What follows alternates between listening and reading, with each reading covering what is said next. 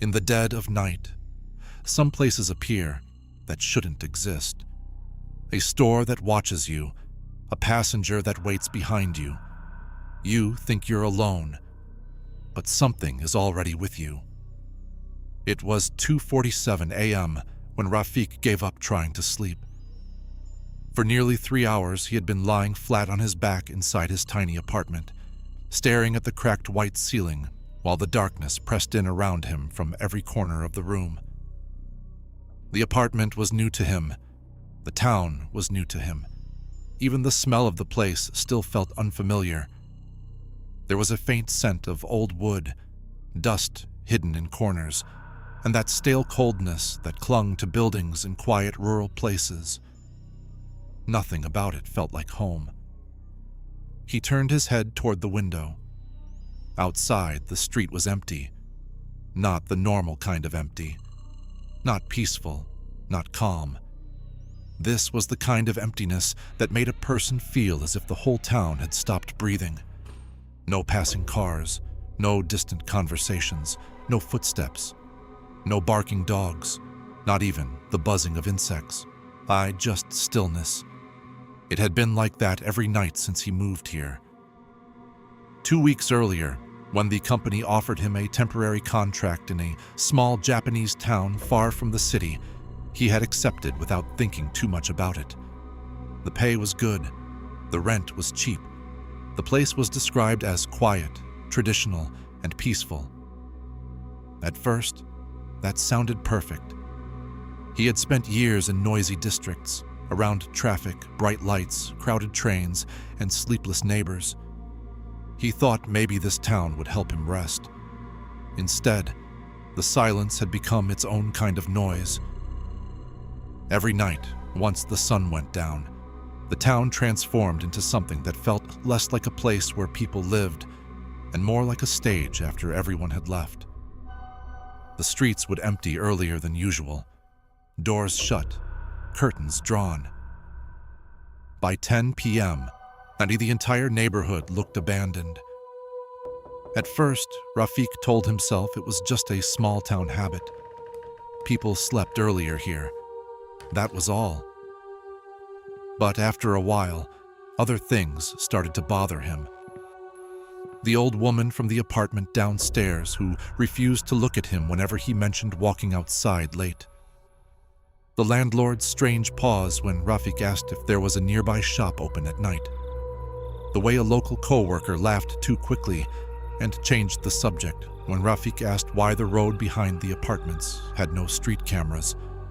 And once, only once, when he was coming home after an evening shift, he had noticed a middle-aged man standing near a vending machine at the end of the block, staring down the road like he was waiting for something terrible to appear. When Rafik had asked if everything was okay, and the man had looked at him in alarm and said very quietly, "Whatever you do, if you see lights where there should be none, don't follow them." Then he walked away. Rafik had laughed it off at the time. Now, lying awake at 2:47 a.m. in a room that felt too small and too silent, that sentence returned to him with perfect clarity. He sat up and rubbed his face. Sleep wasn't happening. He reached toward the low table beside his futon and grabbed his cigarette pack. Empty. He stared at it for a moment. "Perfect," he muttered. He usually tried not to smoke late at night, especially when he couldn't sleep. It only made his thoughts race harder. But tonight, he wanted something, anything, to break the weight of the silence. A cigarette, a short walk, a trip to a vending machine, anything human, ordinary, normal. He stood up, put on his jacket, slipped his phone and wallet into his pockets, and stepped into the narrow hallway. The floor was cold beneath his socks, the hall light too dim. Somewhere in the building, a pipe creaked. That was the only sound. He opened the front door and stepped outside. The cold struck him immediately. Not harsh, not windy, just cold in a dry, still way, like the night itself had been drained of warmth. The apartment block parking area stretched behind him, half empty under weak yellow lamps. Ahead, the narrow road ran between dark houses with shut windows and dead gardens. Everything was asleep, or pretending to be. Rafik shoved his hands into his pockets and started walking. There was a vending machine near the next block over. If it still had cigarettes, good. If not, he would just walk until he got tired enough to come back and collapse into bed. His footsteps echoed more than they should have. Talk, talk, talk. He looked behind him once for no reason. No one. He kept going. The town in daylight was modest and harmless. Small convenience stops, shrines tucked near intersections, old utility poles, tidy bicycles, sleepy shops. But at night, it became strangely hollow. Every familiar object seemed slightly wrong after dark. A bicycle leaning against a wall looked like a bent figure watching him. A roadside mirror reflected only blackness. Telephone wires overhead stretched like dark veins against the sky. He passed the vending machine. Its fluorescent light flickered weakly. He checked for cigarettes. Sold out. He exhaled sharply through his nose. Of course. He leaned against the side of the machine for a second, considering whether to turn back. That was when he noticed it. At the end of the street ahead, beyond the bend where the narrow road dipped slightly and disappeared between two lines of old houses, there was a bright rectangle of light. He straightened. A building, small, white lit, open, a convenience store. Rafik stared. He knew that street. He had walked it several times in daylight, once even to explore the edge of the neighborhood. There was no store there. Nothing but a closed lot and a line of half-dead shrubs beside a narrow drainage ditch. Yet there it was. Bright, clean, familiar. The red and green striping above the windows glowed in the darkness with the bland confidence of something completely ordinary.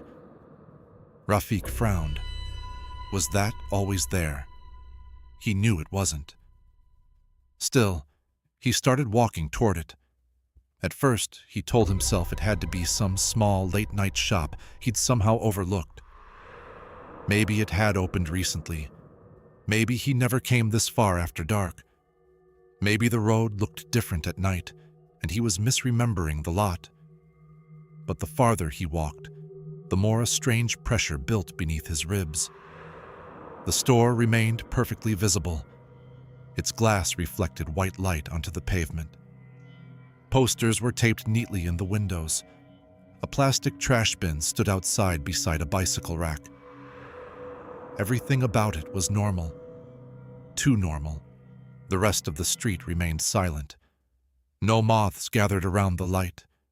No hum of cooling units came from the outside wall. No car was parked nearby. No human movement showed through the windows, like just a convenience store, awake and waiting in the middle of a sleeping town. Rafik stopped a few steps from the entrance. His breath came out in faint white clouds. The automatic doors were closed. Beyond them, he could see bright aisles, shelves full of snacks, drinks in refrigerated cases, umbrellas by the entrance stand, magazines near the counter. It looked like every late-night shop he had ever stepped into. Only one thing felt off. There was no sign of a cashier. He could hear music inside. Soft store music, cheerful, harmless. And yet it sounded distant, almost warped, as if it were being played in another room underwater. He glanced over his shoulder. The street behind him lay empty and dark. A thought crossed his mind then, sudden and unwelcome. Don't go in. He almost listened to it. Then the craving, the curiosity, and the absurd need to prove to himself that he wasn't being stupid won out. It's just a store, he said aloud. hearing how small his voice sounded. He stepped forward. The automatic doors slid open. Ding. The sound rang out crisp and bright in the silence. Rafik entered. Immediately, the air changed. It was warmer inside, but not comfortably so. The warmth felt sealed in, stale and unnatural, like the building hadn't been aired out in years. The fluorescent lighting above was bright enough to flatten everything, erasing shadows under shelves and making colors look too sharp. The floor shone clean enough to reflect the ceiling panels. He stood just inside the entrance for a moment, letting his eyes move across the store. Snacks to the left, instant noodles along the back, drinks to the right, frozen section near the far wall, and counter at the front. Normal, almost. He listened. No footsteps behind the counter, no rustling of inventory, no cough, no bored sigh, no tapping on a register. "Hello?" he called. His voice carried farther than it should have. No answer. He took a few steps toward the counter. The overhead music played on, light and chirpy. But every few seconds it seemed to drag slightly, as if the track were slowing down and catching again. He looked toward the hot food section. The labels were all perfectly aligned. The steamed buns under the glass looked untouched. Not dried out, not stale. Fresh somehow. He rounded the edge of the counter. No cashier, no employee, no one. A small electronic register stood lit up, displaying numbers in green. Beside it were a few bags, chopsticks, receipts, and a plastic tray for coins. Everything in place. Everything waiting. Then Rafik noticed the CCTV monitors mounted behind the counter. There were more of them than any small store should need. 2 rows of screens stacked side by side, maybe 16 in total. Each one showed a different angle of the interior. At first, he only glanced at them. Then he stopped. Every screen showed him. He took another step closer. The cameras displayed the aisles, the entrance, the refrigerators, the magazine rack. In every single frame, Rafik appeared somewhere within the image, centered or near-centered, as if the cameras had been placed solely to follow him. He felt his stomach tighten. There was the view from above the counter, showing his back. There was the angle from near the drink section, showing the side of his face. There was a top-down view from directly over him. And then there were angles that made no sense. One screen showed him from the ceiling corner above aisle 4, but when he looked there, no camera existed. Another displayed him from behind a shelf that was flush against the wall. Another showed a close profile of his face from inches away, as though someone were standing right next to him holding a lens. Rafik's mouth went dry. He lifted a hand and waved it experimentally. Most of the screens reflected the movement. One didn't. On the far left monitor, his image stood completely still. Not frozen like a paused frame. Still. Standing there with one hand at his side, face turned slightly toward the camera. While the real Rafik moved, a chill crawled up his spine. He took another step closer to the screens. The still version of himself on the monitor slowly smiled. Rafik jerked backwards so fast he nearly hit the shelf behind him. "No." His voice came out as a whisper. The smiling version on the screen widened its grin further. Not a normal smile. Too many teeth, too much certainty, too little humanity. Rafik stared, unable to breathe. Then the monitor image moved one hand up and touched the camera lens from the inside. The screen crackled. Every monitor flickered white. The store music skipped. Rafik spun around and headed straight for the entrance. The doors stood just ahead, closed. He didn't slow down. They didn't open.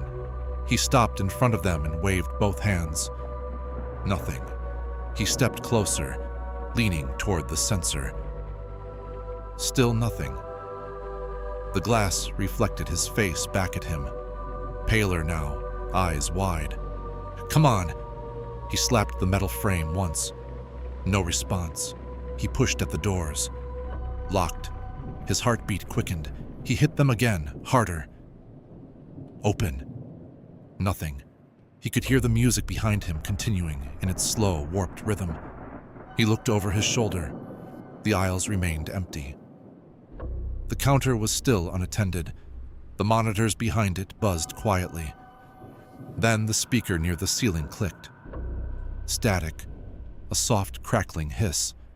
And from somewhere above him, or behind him, or maybe inside the walls themselves, came a voice. Male, calm, close. "Please do not force the doors."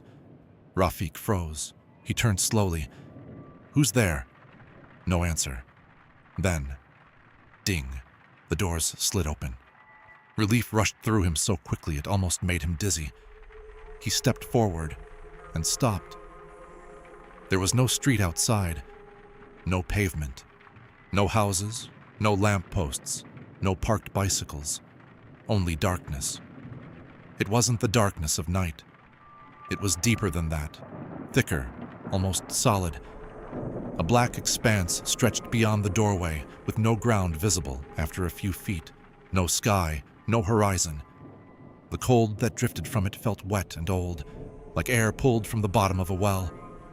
Rafik stared into it. His body refused to move. Somewhere in that impossible dark, he heard breathing. Slow, many breaths, not one. Then something whispered from within it. "You came in alone." The voice seemed to travel across his skin rather than through his ears. "You leave with us." Rafik stumbled backward. The doors shut behind him with a clean mechanical slide. Ding. He turned. The store had changed.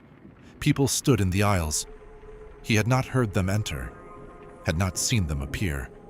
1 second the shelves were empty, and the next they were there. Motionless figures placed at intervals through every row, between coolers, beside displays, near the magazine rack. Men in work clothes, a mother holding a child's hand, an old woman in a long coat, a schoolboy with a backpack, a teenage girl in a white cardigan, a businessman with his tie loosened, all still, all facing him. Rafik backed up until his legs touched the counter. Their faces were pale. Not sickly pale, not ghostly pale, just drained, like the color had been pulled from beneath their skin. Their expressions were blank, but their eyes... Every one of them had black eyes, not dark brown, not shadowed.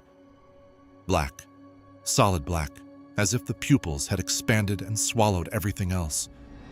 No whites, no reflection, no life. He swallowed hard. "Who are you?" None of them answered.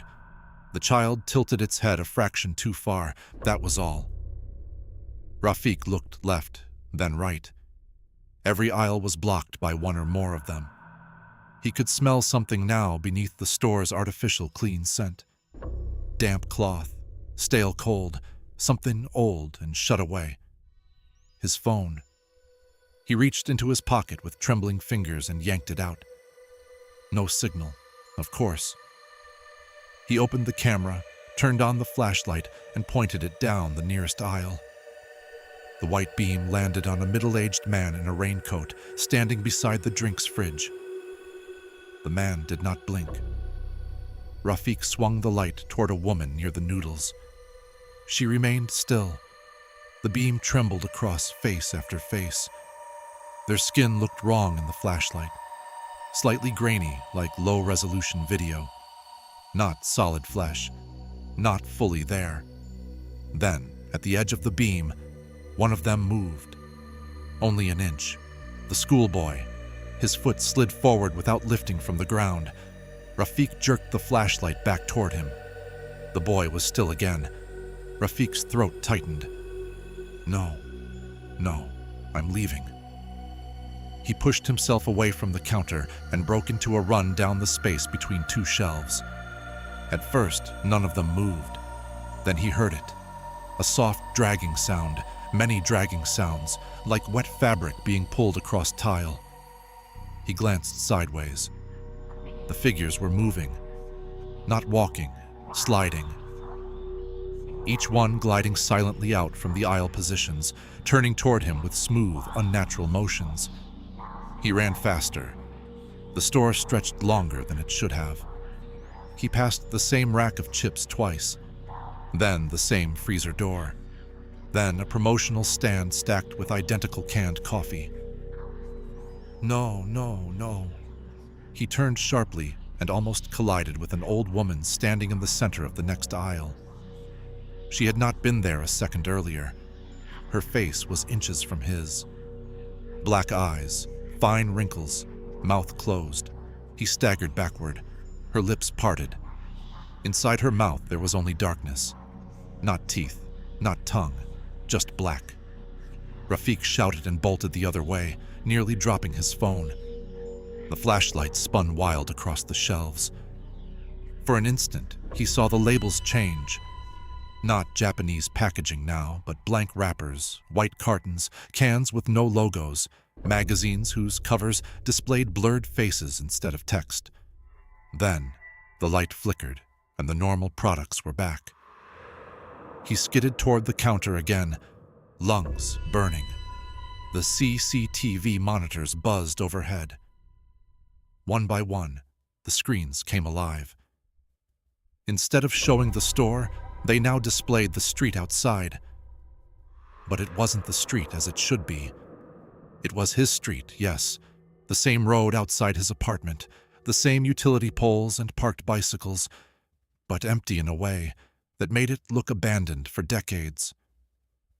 No lights in the windows, no vending machine glow, no moon. The houses seemed darker, sagging, the road wet as if from recent rain, though none had fallen. And on each screen, from a different angle, the convenience store was absent. Completely absent. Where the building stood, there was only an open lot swallowed by darkness. Rafik stared. That's impossible. Then one center screen switched. A new camera angle appeared, behind the counter, showing him. Only it wasn't him standing where he actually stood. It was another Rafik. This one was behind the register, wearing a store apron. His posture was perfect. His face was calm. His eyes were black. He looked directly into the camera and smiled. Real Rafik backed away from the monitors. The screen Rafik raised one hand in a slow, welcoming gesture. The overhead speakers clicked. The same calm voice from before returned. New staff must complete orientation. Rafik's knees nearly gave out. What? No answer. The figures in the aisles slid closer. One by one, they began turning their heads toward the monitors, then back toward him, as if waiting for instructions. The speakers crackled again. Please report to the counter. Rafik shook his head violently. I'm not staying here. Please report to the counter. I said no. The overhead lights flickered once. Every figure in the aisles moved another foot closer. Failure to comply, the voice said, may result in substitution. Rafik didn't understand the sentence, but terror hit him anyway, pure and immediate.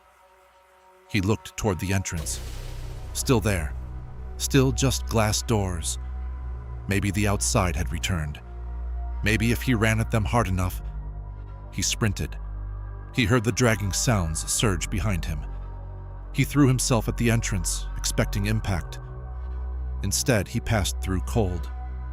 Not glass, not air, cold. And suddenly he was standing outside on the road. He stumbled forward onto cracked pavement and nearly fell. The night street lay in front of him. Normal. Houses, utility poles, the vending machine glow in the distance, the familiar curve of the road. Rafik turned instantly. There was no store behind him, only the empty lot. His heart pounded so hard it made his vision pulse. He laughed once, broken, unbelieving. Then he doubled over, hands on his knees, gasping. I'm out. I'm out. He straightened and backed away from the lot. Dark shrubs lined its edge. Broken concrete, nothing more. No white lights, no windows, no doors. No sign that any building had ever stood there. He didn't stop backing away until he reached the middle of the road. Then he turned and walked fast, then faster, nearly jogging all the way back toward his apartment. He refused to look behind him.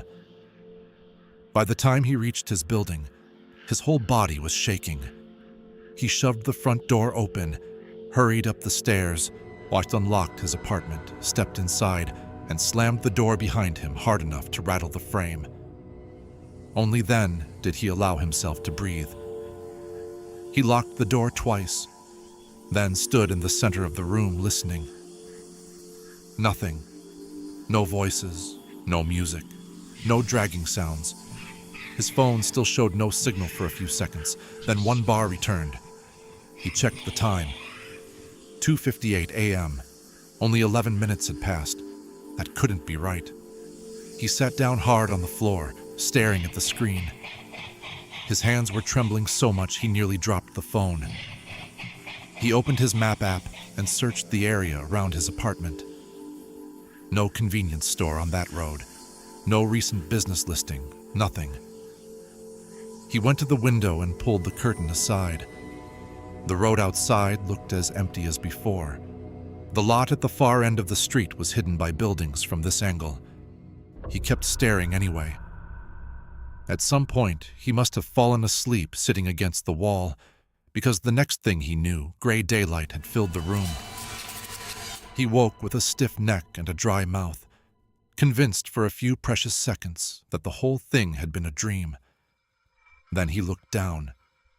In his right hand, still clenched tight from the night before, was a receipt. His stomach dropped. It was from a convenience store. The print was faded but readable. The logo at the top was unfamiliar, though close enough to be mistaken for a normal chain at first glance. Beneath it were item lines. Cigarettes. Coffee 1 customer retained. The total field contained only black bars. At the bottom, where a clerk usually printed a polite thank you message, there was one sentence. We look forward to your next shift. Rafik stared at it until the letters blurred. He spent the day trying to be rational. At work, he said nothing.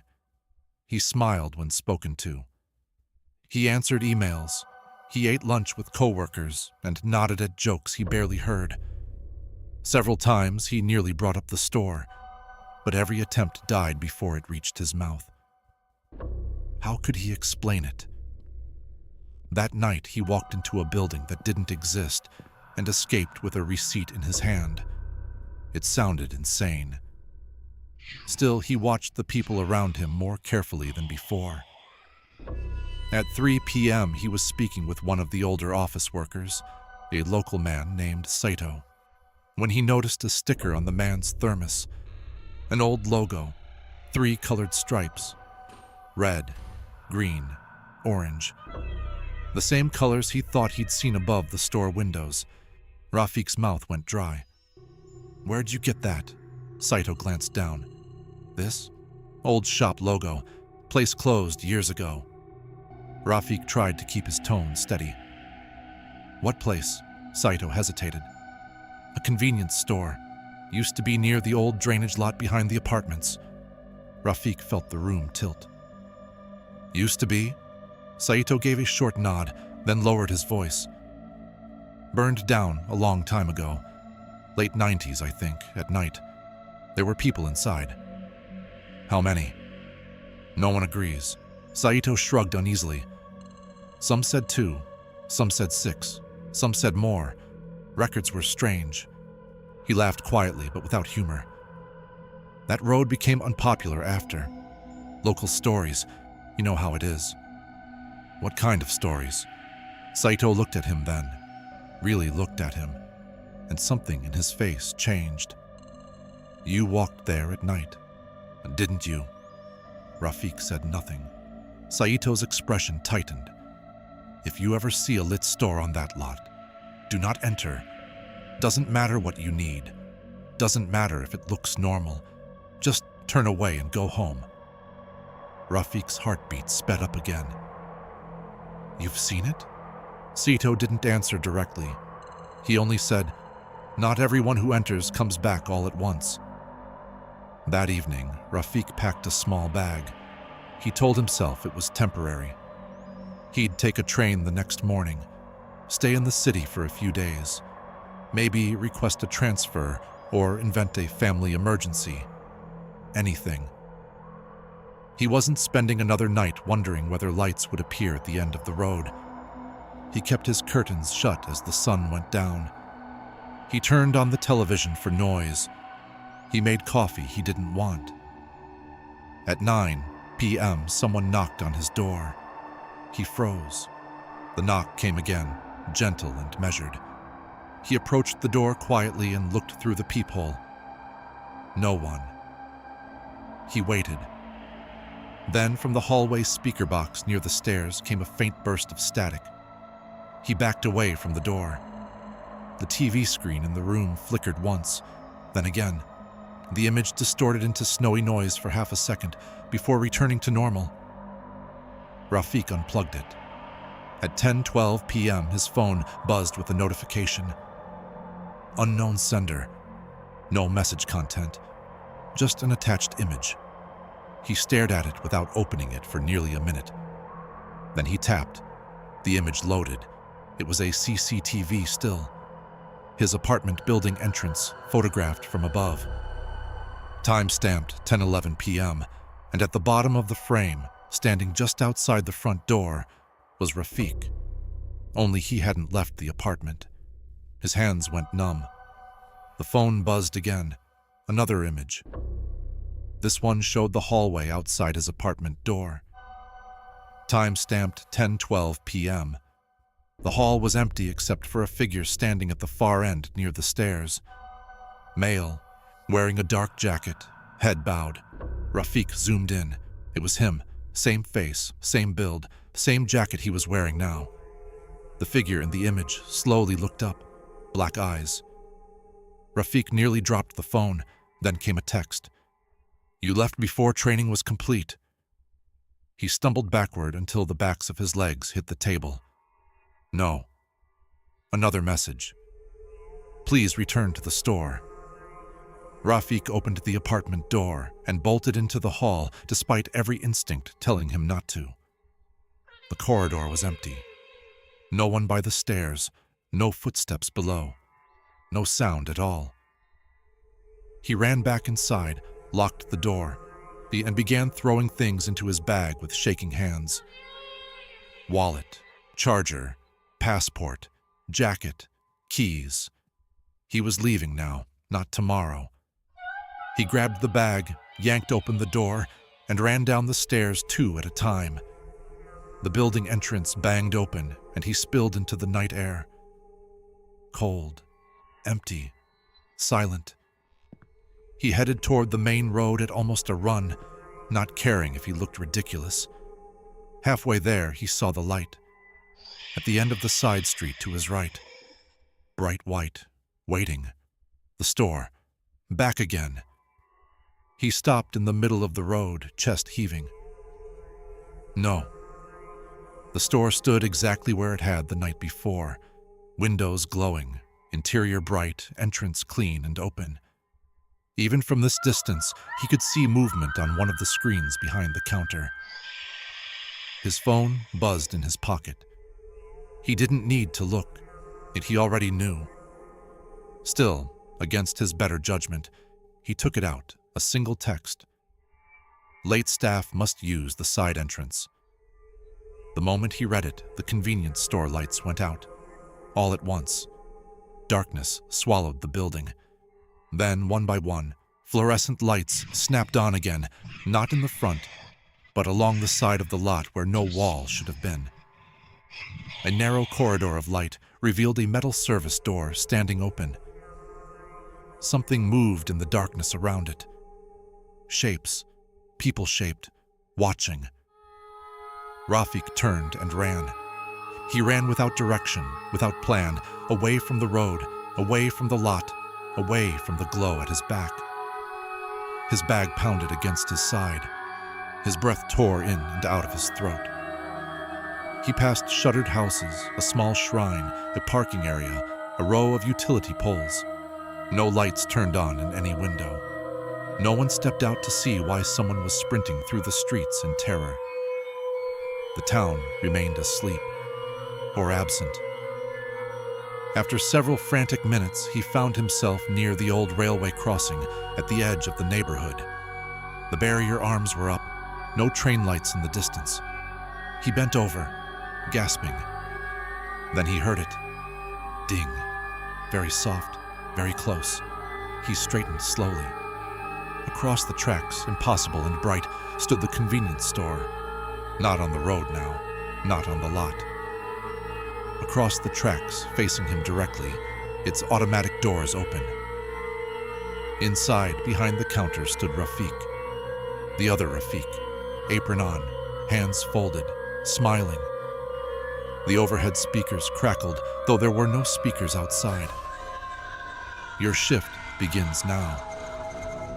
Around the store, out of the darkness, figures emerged and took their places by the windows.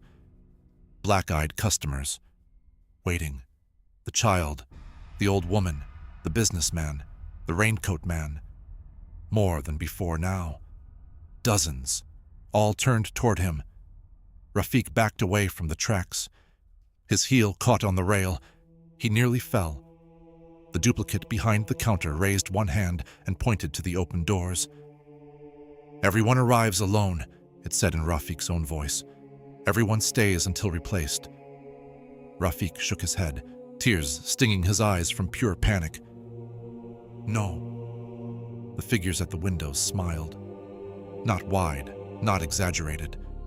Just enough to reveal that their mouths were too dark inside.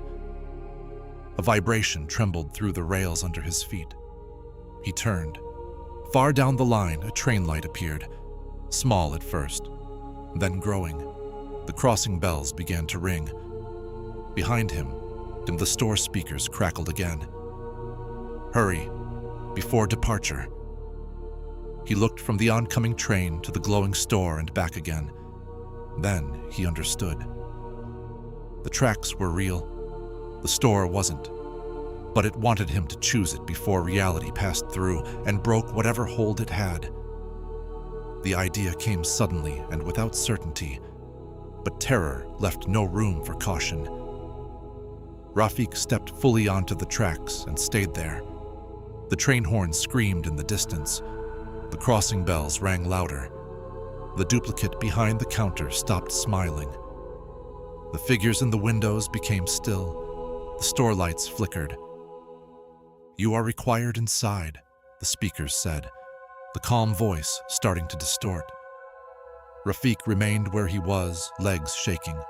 The train roared closer, its light flooding the crossing. The store shimmered, then its window glass rippled like disturbed water. The duplicate's face twitched, smile breaking, features stretching wrong for an instant. "Inside," the voice snarled. The first gust of wind from the oncoming train hit Rafik's jacket. At the last possible second, he jumped backward off the rails. The train blasted through the crossing in a shriek of steel and light. For a few seconds, it filled the world. Noise, force, reality made violent and undeniable. Rafik threw one arm over his face and looked through the blur of passing cars. Where the store had stood, shapes twisted and broke apart in flashes of fluorescent white. Faces appeared in the windows between train cars. Dozens of black-eyed faces, all open-mouthed now, screaming soundlessly. The duplicate Rafik stood at the counter with one hand pressed against the glass from inside as if trapped behind a wall only he could see. Then the final train car thundered past. Silence crashed down behind it. The crossing bells stopped. Rafik lowered his arm. Across the tracks there was only a field of weeds and darkness. No store, no figures, no lights. He sank to his knees in the gravel and stayed there until dawn. When morning came, people eventually found him and assumed exhaustion, shock, maybe some kind of breakdown. A station employee called for help. A doctor at the clinic asked gentle questions. Rafik answered none of them completely. By afternoon, he was on a train out of town with a one-way ticket and his bag on his lap. He never returned. Months passed, then a year, then more. He stopped smoking. He moved twice. He took city jobs, lived among crowds, kept lights on at night for longer than he needed to. Most nights were normal again. Some were not. Sometimes around 2:47 a.m., he would wake for no reason with the memory of fluorescent light in his eyes and that warped store melody in his ears. But he survived. At least that's what he believed.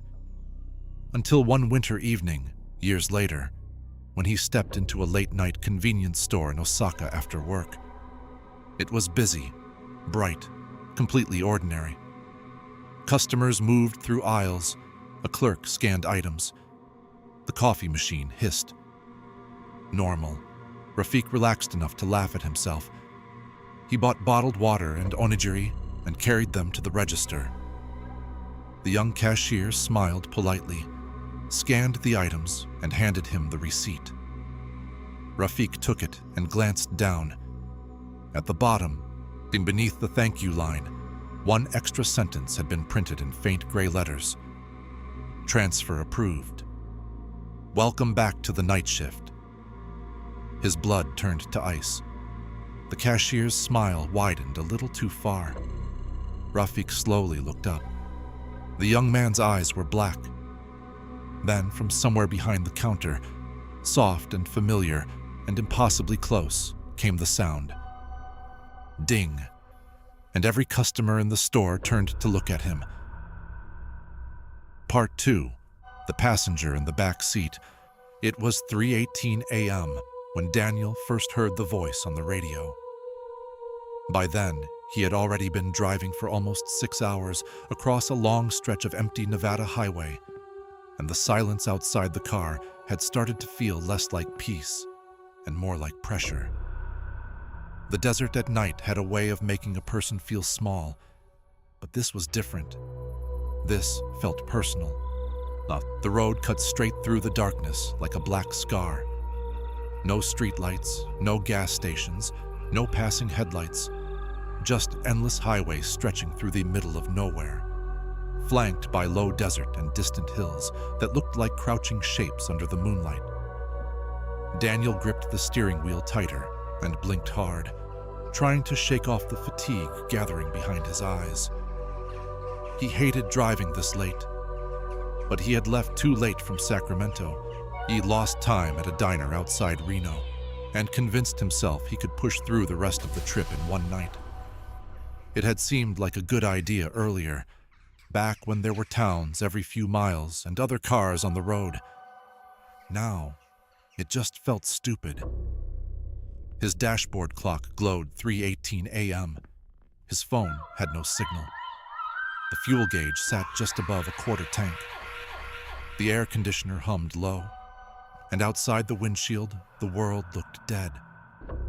Daniel reached over and turned the radio knob, hoping for something. Music, talk radio, weather, anything human.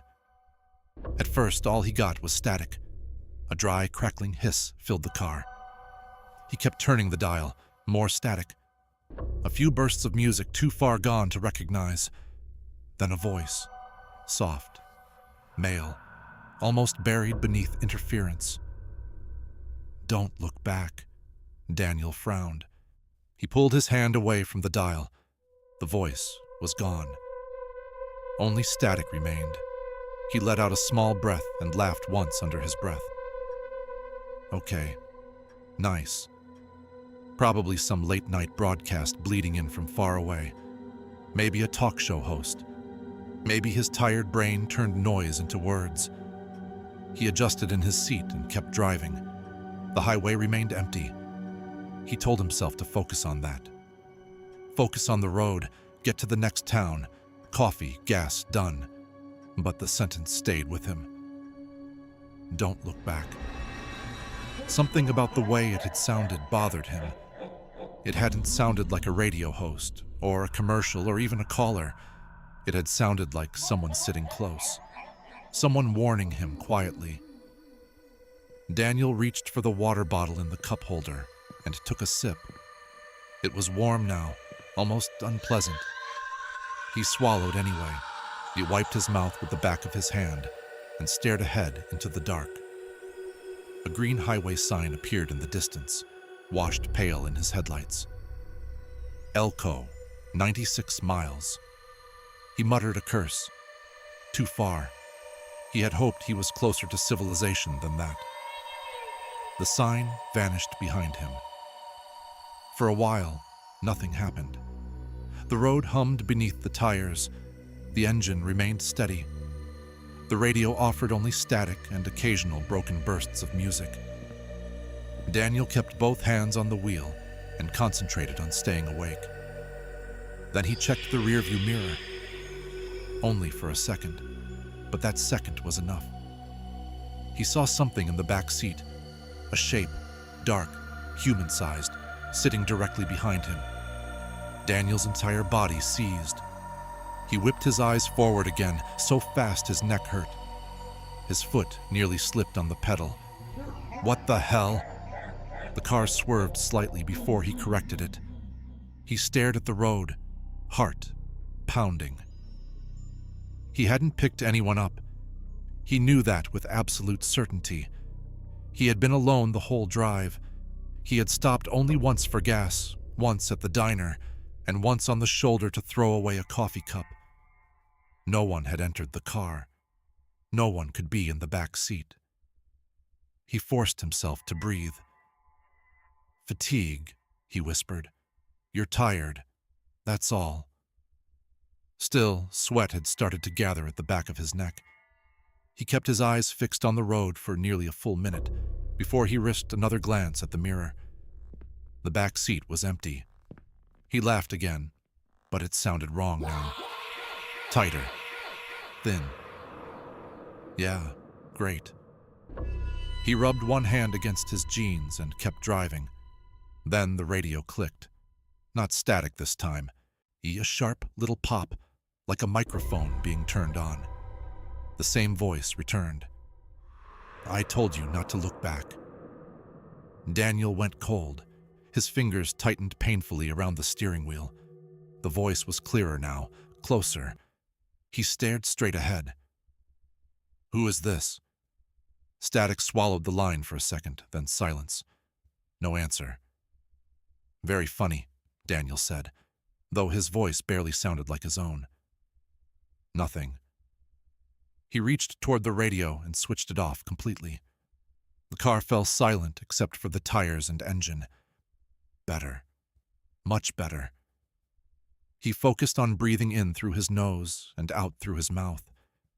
He didn't believe in ghosts. Didn't believe in desert stories, haunted roads, weird radio calls, any of that. But he did believe in exhaustion, in tricked senses, in overworked nerves. That was enough. He just needed to keep moving. He rolled his shoulders once. The leather seat creaked, and from somewhere just behind his right ear, he heard a breath. Not loud, not dramatic, just one slow exhale.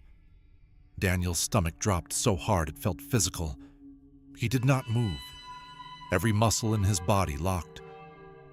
He stared at the center line, flashing under the headlights. His mouth had gone dry.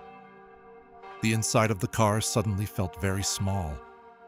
Then close enough that he could feel the shape of the words against his skin. Something whispered, "You weren't alone."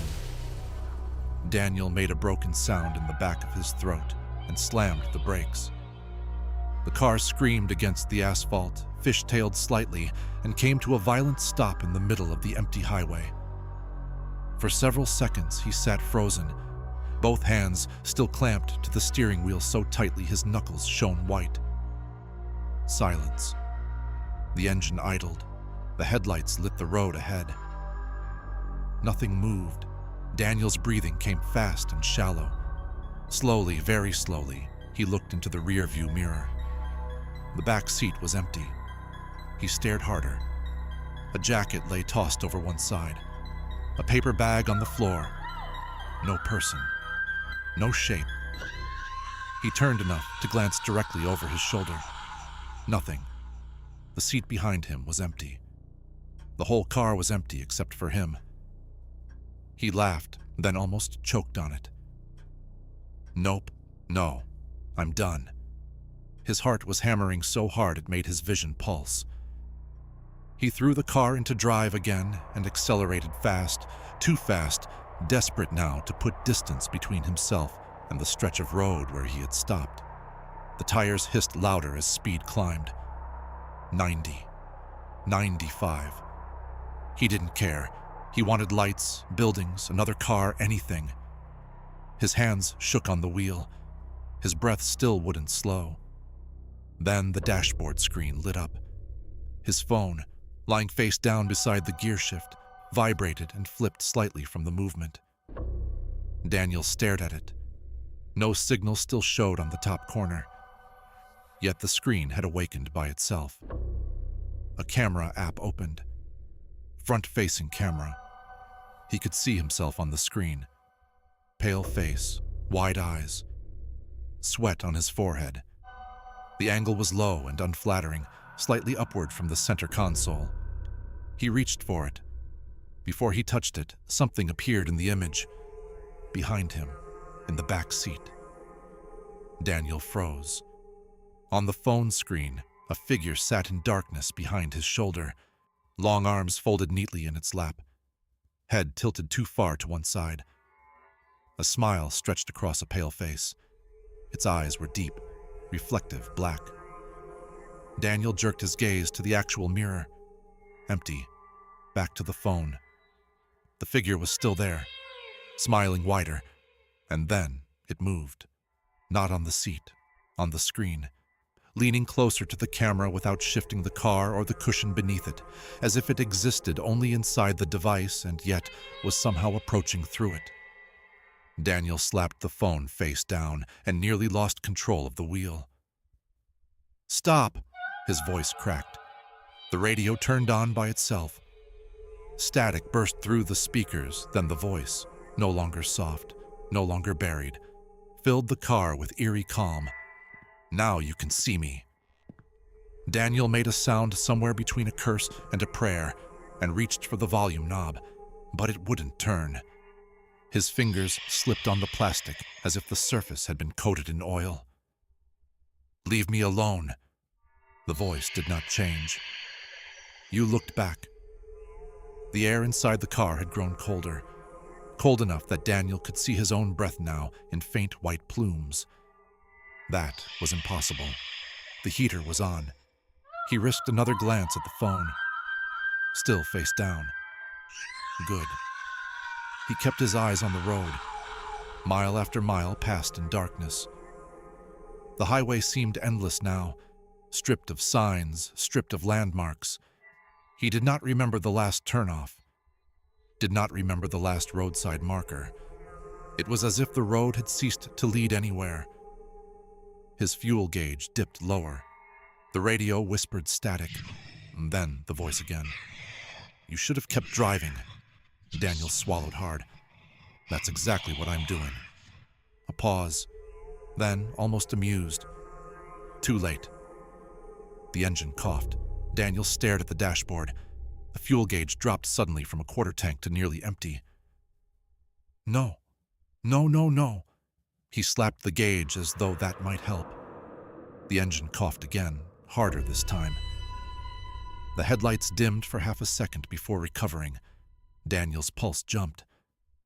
This can't be happening.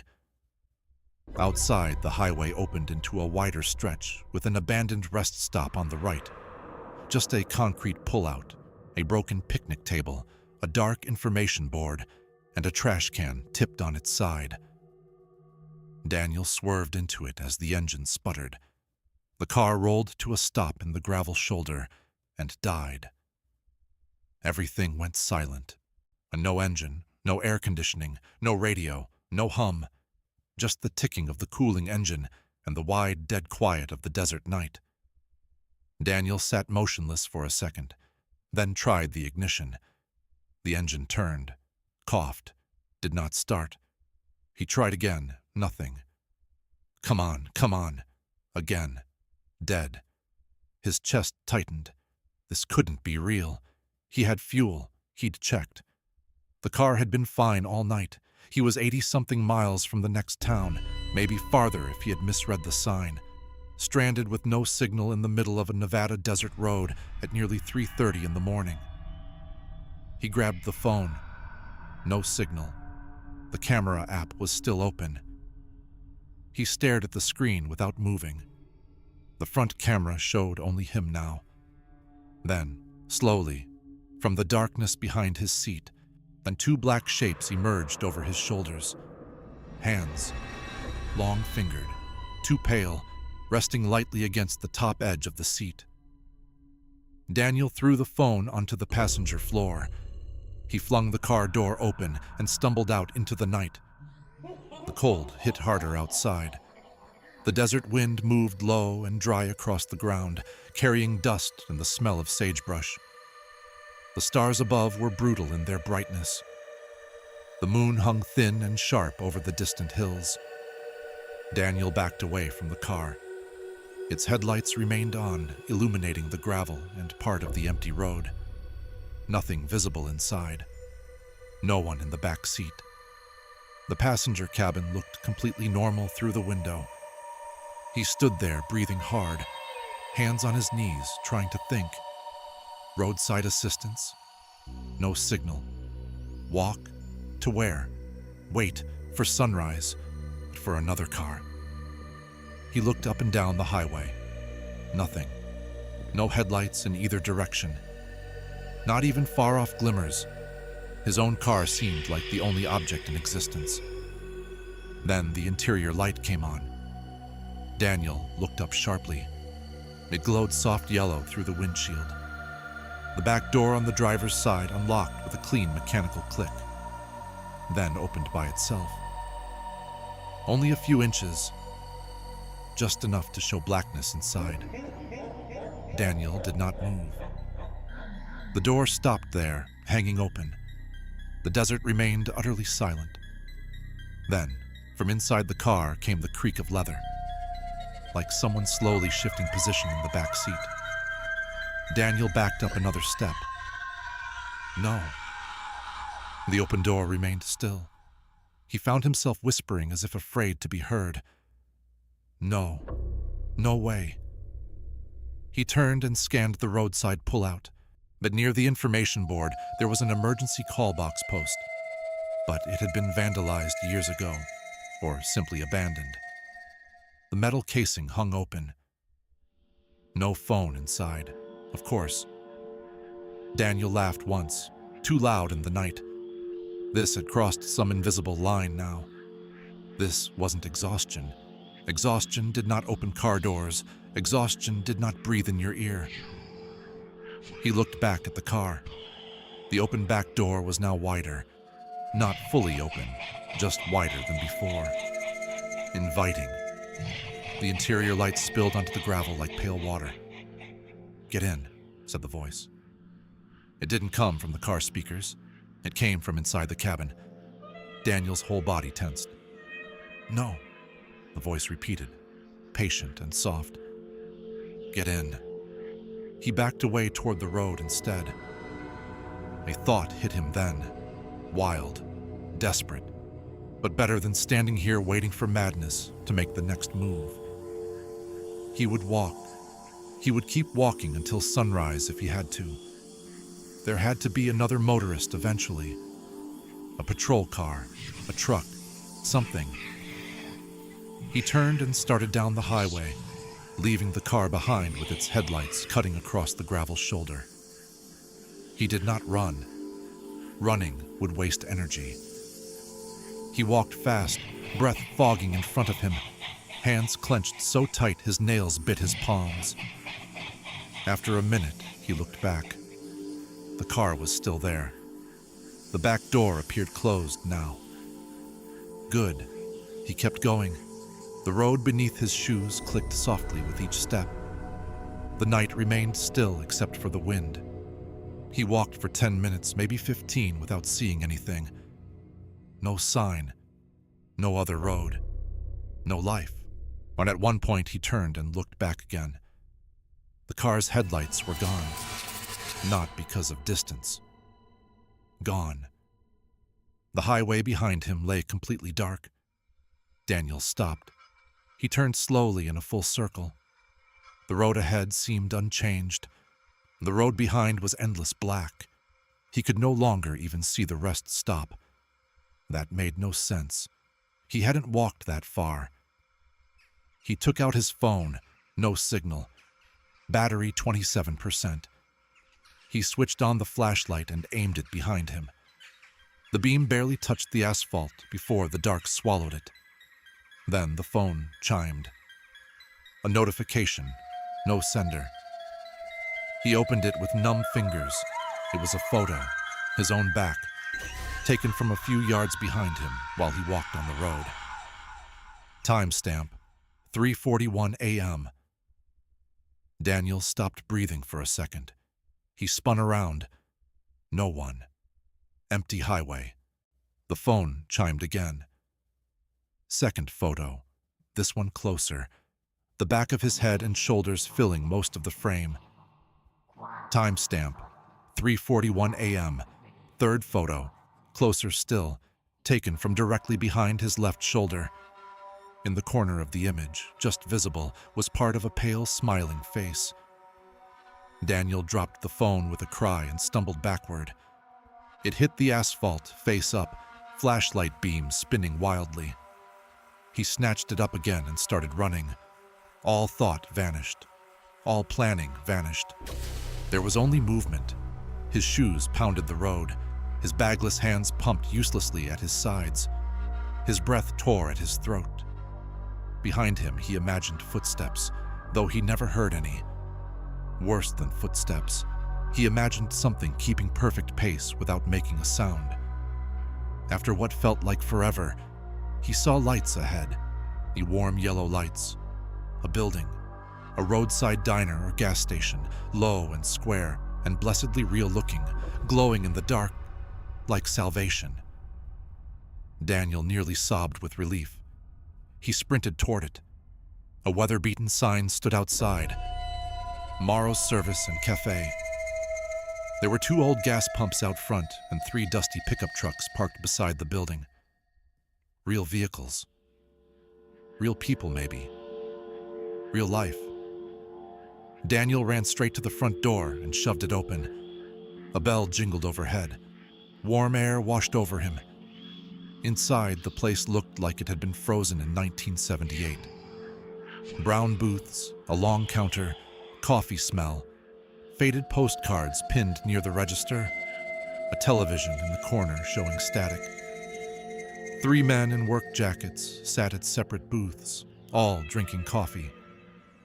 Behind the counter stood an older woman in a pale apron, wiping a mug. Every head turned toward Daniel at once. He leaned on the doorframe, gasping. "Please, my car. Something's wrong. I need a phone." The woman behind the counter stared at him for a long second. Then she said, very quietly, "You shouldn't have brought it here." Daniel blinked. "What?" One of the men at the booths lowered his coffee cup. "Who let him in?" another asked, without looking away from Daniel. "Did it follow you in the car or on the road?" Daniel stared from face to face. "What are you talking about?" The older woman set the mug down. "Look in the window." Daniel turned. The diner's front windows reflected the interior lights, but beyond the reflection, he could still see the highway. His car was parked outside, right beside the pumps. Engine off, headlights off. He had not heard it arrive. And in the back seat, visible through the rear window, sat a long, pale figure with its head tilted, looking directly at the diner door. Daniel's voice died in his throat. He backed away from the glass. I walked. I left it behind. The older woman nodded sadly, as if that confirmed something. You looked back too many times. The bell over the diner door jingled again. The door had not opened. Daniel turned sharply toward it anyway. The men in the booths rose in eerie unison. The woman behind the counter whispered, "If it asks your name, don't answer." The door handle began to turn. Daniel felt his knees soften. The lock clicked. The door opened inward. No one stood there. Just night. Cold air slid into the diner. Then slow footsteps sounded on the floor. Invisible. Moving inside. The bell over the door swayed on its own. One of the men muttered a prayer under his breath. Another shut his eyes. Daniel stared at the empty threshold. The footsteps stopped in the center of the diner. The television in the corner flared from static to a camera image. It showed the inside of the diner from above. Daniel saw everyone in the room. The older woman behind the counter, the three men frozen where they stood, himself near the door. And between them, perfectly visible on the screen though invisible to the eye, a tall, pale figure with black eyes and a stretched smile. Daniel made a strangled sound. On the TV, the thing turned its head toward the camera, then toward Daniel. The woman behind the counter said sharply, "Don't answer. Don't follow. Don't look in any reflection." The thing spoke, but its voice was the same one from the radio. Calm, close, intimate. Daniel. He squeezed his eyes shut. "I know your name," it said. "You heard mine first." One of the men shouted, "Out! Get out of here!" The air pressure in the diner changed all at once. Glass rattled, coffee cups trembled, the static TV image warped. Daniel opened his eyes despite himself. Every reflective surface in the diner now showed the figure. Chrome counter trim, coffee pot glass, the napkin dispenser, window panes.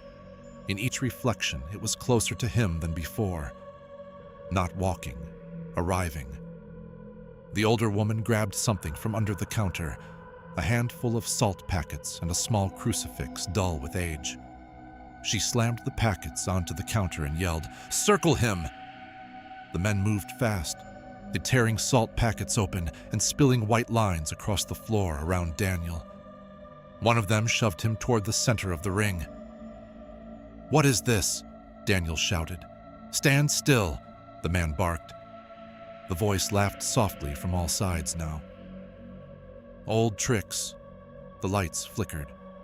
On the television screen, the figure stepped across the salt line as if it wasn't there. But on the diner floor, nothing appeared. The older woman stared at the TV and whispered, "It's stronger now." The smile on the TV widened. The invisible footsteps resumed. Daniel felt cold gather behind him, like a person leaning close. He looked toward the window despite every warning. His car outside now sat empty. The backseat passenger was gone. The bell over the door jingled once more. This time the footsteps sounded from directly inside the salt circle, or right beside him. The TV screen showed the figure standing shoulder to shoulder with Daniel, its face inches from his. Daniel screamed and stumbled sideways. The salt line broke beneath his foot. Every light in the diner went out. Darkness swallowed everything. In that darkness, right against his ear, the voice whispered, "Now there's room." Daniel ran blind. He crashed into booths, into the counter edge, into a chair that clattered across the floor. People shouted around him. Something heavy shattered. He found the door somehow and threw himself through it into the night. The cold hit him like water. He ran past the pumps, past his parked car, across gravel and asphalt toward the highway. Behind him, the diner lights returned all at once, flooding the windows yellow again. He glanced back once. Inside, the older woman and the three men stood motionless in their places. All four were staring straight at him. All four had black eyes. Daniel's blood turned to ice. Then the whole diner went dark. He kept running. The highway stretched ahead silver under moonlight. He no longer knew where he was going. He no longer knew if the diner had been real, or if the men had tried to help him, or if he had ever actually left the rest stop at all. His lungs burned, his vision blurred. At some point, he heard an engine behind him. Headlights swept over the road. A truck, a real truck. Daniel turned and staggered into the lane, waving both arms. The pickup braked hard and stopped a few yards away. The driver's side door opened and a heavy-set older man climbed out wearing a sheriff's jacket. Jesus, son, you trying to get yourself killed? Daniel almost collapsed with relief. Please help me. The deputy shone a flashlight over him, frowning. You alone? Daniel hesitated, then said, I was. The deputy's expression changed only slightly, but enough. He glanced once at the road behind Daniel. Get in. Daniel obeyed instantly. The sheriff's truck smelled like coffee, dust, and old leather. The radio crackled quietly with normal dispatch chatter. Normal. Human. The deputy got in, locked the doors, and pulled back onto the highway. For the first time in hours, Daniel felt the edge of safety. The deputy kept his eyes on the road. You want to tell me what happened? Daniel looked out the windshield. You won't believe me. Try me. So he did. Not everything, not neatly, but enough. The voice on the radio. The breath. The phone camera. The car dying. The diner. The reflections. The deputy listened without interruption. When Daniel finished, the man was silent for a long time. Then he said, That stretch gets reports. Daniel turned to him. What kind of reports? Calls from stranded drivers, missing persons, cars found running with nobody inside, folks hearing someone in the back when they're sure they're alone. He tapped the wheel once. Most never make enough sense to file clean. Daniel swallowed. So it's real. The deputy's face remained unreadable in the passing dark.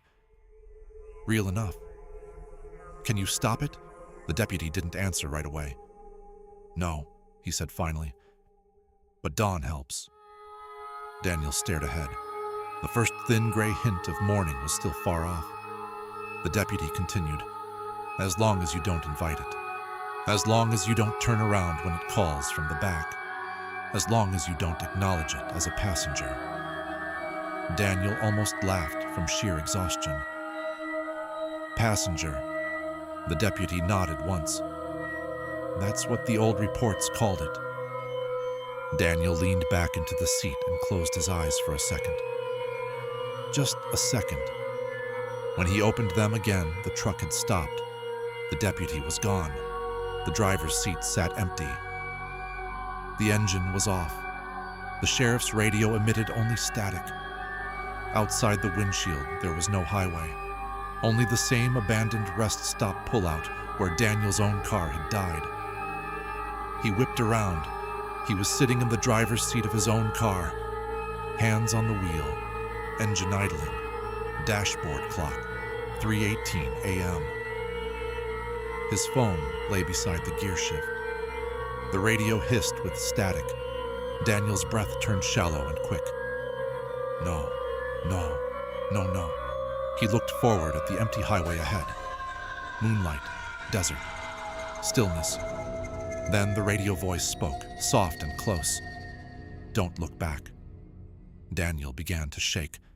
He understood then with a horror deeper than fear. He had not escaped. Maybe he had never left the first moment. Maybe everything since the first voice had been a loop designed to wear him down, confuse him, teach him exactly how hopeless escape could be. His eyes filled with tears. The voice on the radio sounded almost gentle now. "Just drive." Daniel stared at the road. That was all he had to do. Drive. Don't look back. Don't check the mirror. Don't answer the voice. Don't use the phone. Just drive until dawn. He put the car in gear with trembling hands. The tires rolled forward. The highway opened in front of him once more. Mile after mile passed. He did not look back. When the radio hissed, he ignored it. When the phone lit up, he left it face down. When he thought he heard breathing near his ear, he gripped the wheel harder and kept his eyes fixed on the road. 30 minutes passed, then 40. The sky ahead lightened by the smallest degree. Gray, then pale silver at the edges of the horizon. Daniel almost sobbed with relief. He was going to make it. Then something small and soft touched the back of his neck. Not a hand, not a breath, a finger, tracing lightly from the base of his hairline down toward his collar. Daniel's entire body locked with terror so complete it was almost calm. And then, from the child-locked dark of the back seat, a new voice spoke. Not male, not calm, a child's voice, whispering with delighted curiosity. Who is sitting here before me? Daniel broke. He looked. It happened faster than thought, faster than will. His eyes snapped to the rearview mirror, and the thing in the back seat was no longer one figure. The entire rear of the car was full, faces pressed together in impossible silence. The woman from the diner, the 3 men, the deputy. A hitchhiker Daniel vaguely remembered passing hours earlier. A little girl with half-braided hair, a pale man with no lower jaw, and in the center, smiling widest of all, the original passenger with tilted head and black eyes. Every face was turned toward him, every mouth opened at once. Daniel screamed. The car swerved violently off the road. Metal shrieked. Glass burst. The world flipped into noise and pain and darkness. They found the vehicle 2 days later in a wash below the highway. Driver's side crushed. Windshield shattered. No body inside. The investigation went nowhere. There were signs of impact, blood on the steering wheel, Daniel's wallet under the passenger seat, one broken phone in the footwell. But no Daniel. No tracks leading away from the wreck. Nothing in the surrounding desert for miles. The official report listed the most likely explanation as disorientation after a crash, followed by exposure and animal activity. It was a clean explanation. Comforting, normal. But one of the tow truck operators later told a different story in a bar outside Elko.